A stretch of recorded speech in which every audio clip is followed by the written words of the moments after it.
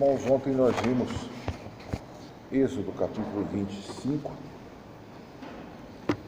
dos versículos 1 a 9, quando o Senhor Deus manda que tragam oferta a Ele e determina que Moisés e os anciãos recebam as ofertas dedicadas a Ele para a construção do tabernáculo.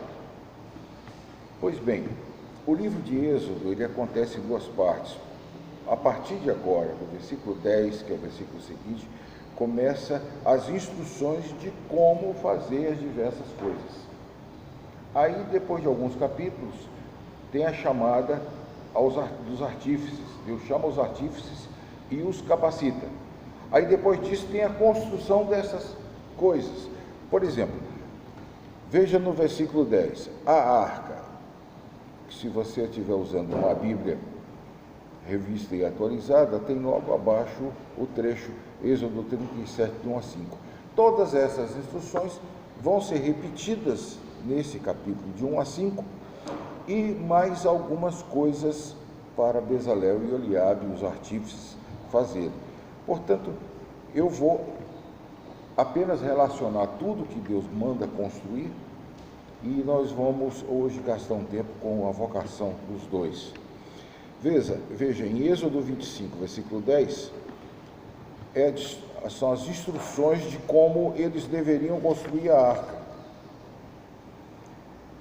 Em seguida, no versículo 17, como deveriam construir o propiciatório. O propiciatório era a tampa que cobria a arca, que tinha 2 querubins, tampa de ouro que cobria a arca. É curioso que, mais tarde, Paulo vai dizer que Jesus era o propiciatório.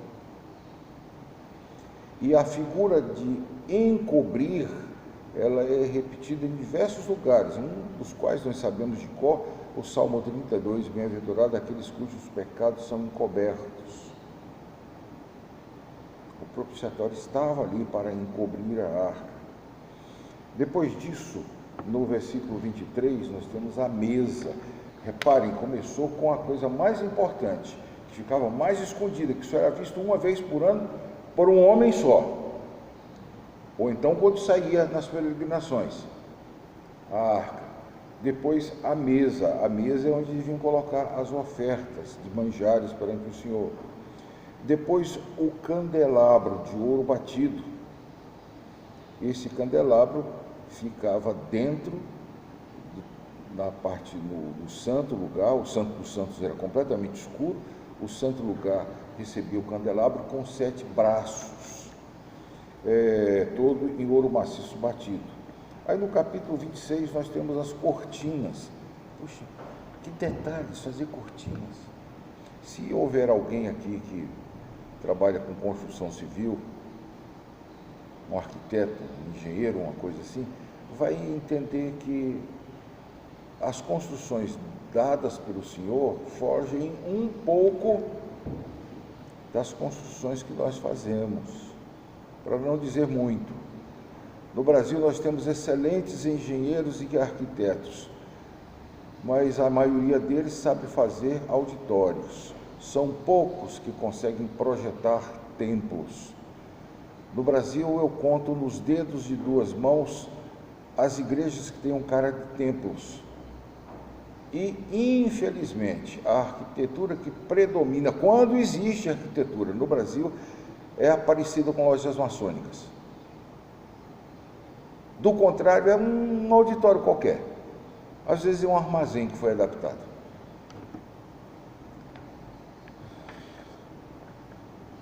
Versículo de número 14, capítulo 26. A coberta de peles e as tábuas. Como era uma tenda, havia uma coberta externa de peles para que não vazasse qualquer tipo de chuva ou qualquer coisa assim, ou isolasse o calor. Essa era uma coberta, como nós fazemos as barracas de camping, sempre colocamos uma segunda coberta por cima. No capítulo 36, no capítulo 26 ainda, versículo de número 31, o véu, o reposteiro e as colunas. Coluna numa tenda, que coisa é essa? Tinha colunas. Ah, mas o senhor falou que muitos copiam o templo maçônico, os maçons que tem coluna. Os maçons copiaram as colunas do templo de Salomão. Mas tinha colunas. Mas eu não vou gastar dinheiro com coluna na construção de um templo. O triste é que nem a invenção da roda é utilizada. É triste ver auditórios que cabem 200, 300 pessoas precisarem de um aparelho gigantesco de som, quando uma boa arquitetura resolve o problema de até 400 pessoas sem necessitar de um som artificial, um aparelho de som, um amplificador. Um bom arquiteto sabe fazer isso.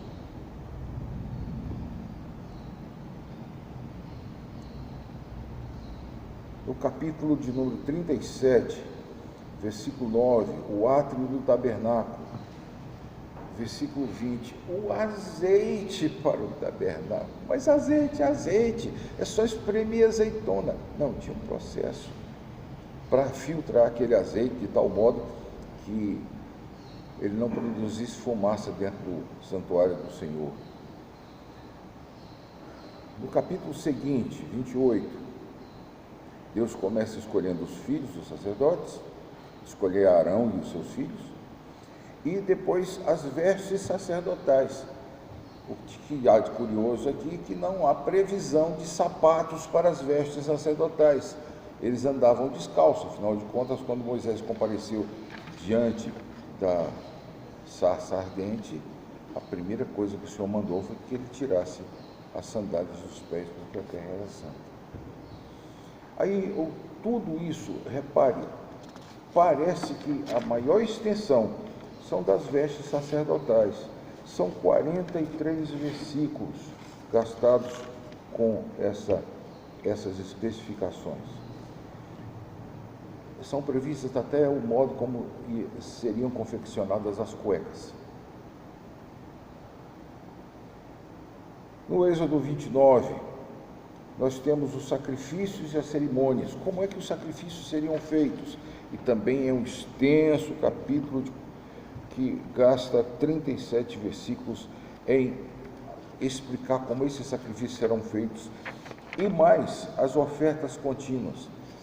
Israel, os sacrifícios eram oferecidos a Deus espontaneamente, que eram os holocaustos, ou quando alguém pecava, ia lá pagar a culpa de seu pecado e oferecia um sacrifício de acordo com o seu pecado. Poderia ser um boi, um bezerro, podia ser pombinhos, poderia ser cereais, dependendo do que ele ia fazer.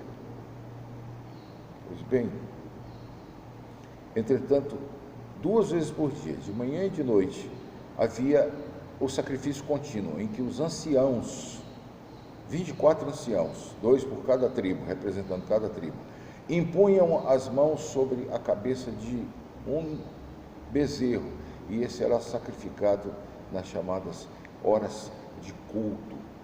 Todos os dias, 2 sacrifícios. 365 dias no ano, você pode imaginar que gastavam 700 e tantos cordeiros só com esses sacrifícios, sem contar com as outras coisas. Um dia que você tiver a oportunidade, faça um recenseamento, faça um cálculo, você vai chegar a uma conclusão espantosa da quantidade de animais que eram mortos. Em seguida fala do pagamento do resgate. Tanto o pobre quanto os ricos deveria pagar ao Senhor meio ciclo, meio shekel, é a moeda atual de Israel, o shekel, que na realidade era o ciclo antigo da Bíblia. É claro que o valor é diferente, completamente diferente. A moeda antiga valia muito mais. Depois a bacia de bronze, versículo 17. Depois o óleo da santa unção. E depois o incenso. Mas incenso é incenso. E outra coisa, óleo, tinha um óleo de queimar e o óleo de ungir. Que diferença havia entre um e outro? Havia diferença, sim. E o incenso sagrado, que não podia ser qualquer incenso a ser queimado. E essa fórmula do incenso sagrado, quem sabia dela não podia levar para casa. Em casa se queimava incenso, mas não era o incenso igual ao incenso do templo. E chega no capítulo 31, é aqui que eu gostaria de ler até o versículo 11. Disse mais o Senhor a Moisés: eis que chamei pelo nome a Bezalel, filho de Uri, filho de Ur, da tribo de Judá. Rapaz era da tribo de Judá, seu avô era Ur, seu pai era Uri, e o nome dele era Bezalel. E o enchi do Espírito de Deus, de habilidade, de inteligência, de conhecimento, em todos os artifícios, para elaborar desenhos, trabalhar em ouro, em prata, em bronze, para a lapidação de pedras de engaste, para o entalho de madeira e para toda sorte de lavores. 7 funções, a última extremamente genérica. Meus irmãos, daqui nós podemos entender alguma coisa. Se nós temos uma relação de dons para as igrejas do Novo Testamento, nós temos aqui um dom, é o Espírito Santo. Ele foi cheio do Espírito de Deus, versículo 3, o enchi do Espírito de Deus. A habilidade dele era um dom espiritual.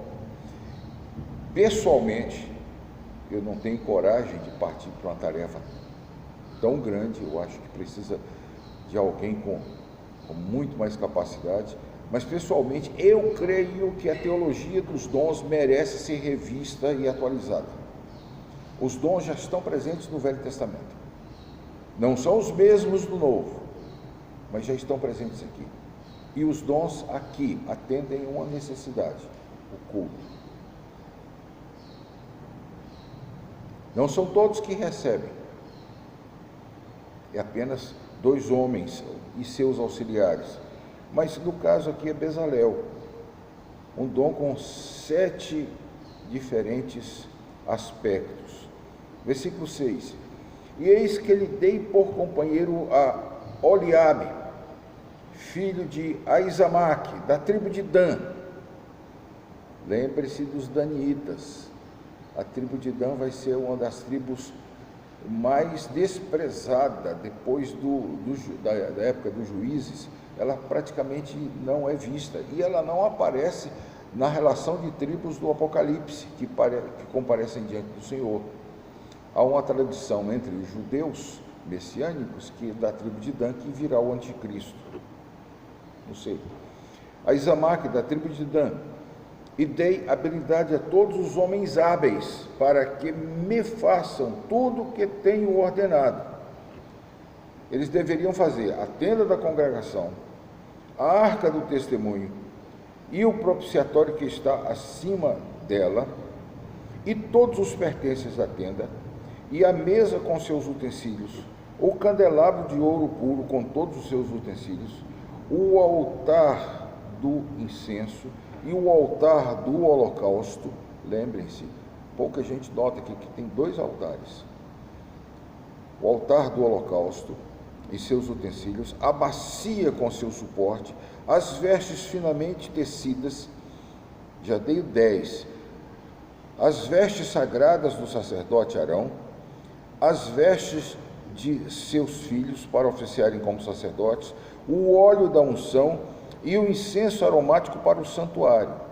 14 coisas diferentes.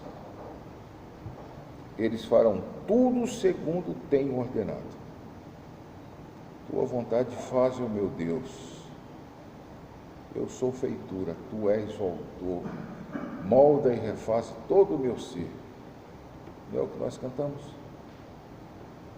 Pois bem, a primeira vontade de Deus que você tem que manifestar na sua vida é como cultuar a Deus. Hoje em dia louvor é sinônimo de cântico, e não é. Pela Bíblia você louva muito bem a Deus cumprindo os 10 mandamentos, não precisa cantar. Cantar é uma coisa que entrou esparsamente com Miriam, mais tarde com Moisés, o cântico se desenvolveu e foi instituído no culto por Davi. Mas já se louvava a Deus. Como? Obedecendo a sua palavra.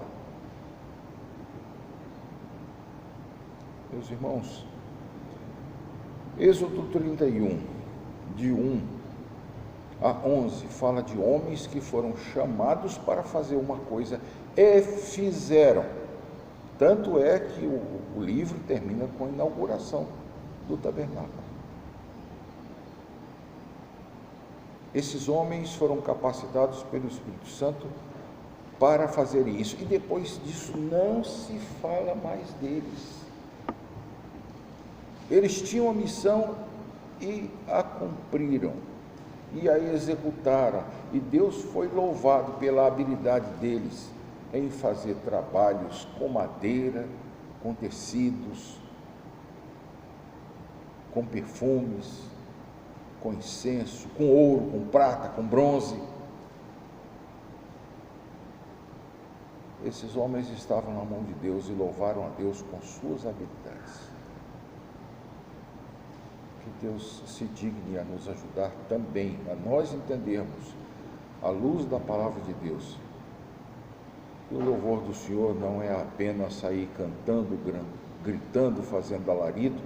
O louvor do Senhor é obedecê-lo, é fazer o que Ele quer e o que Ele nos manda fazer.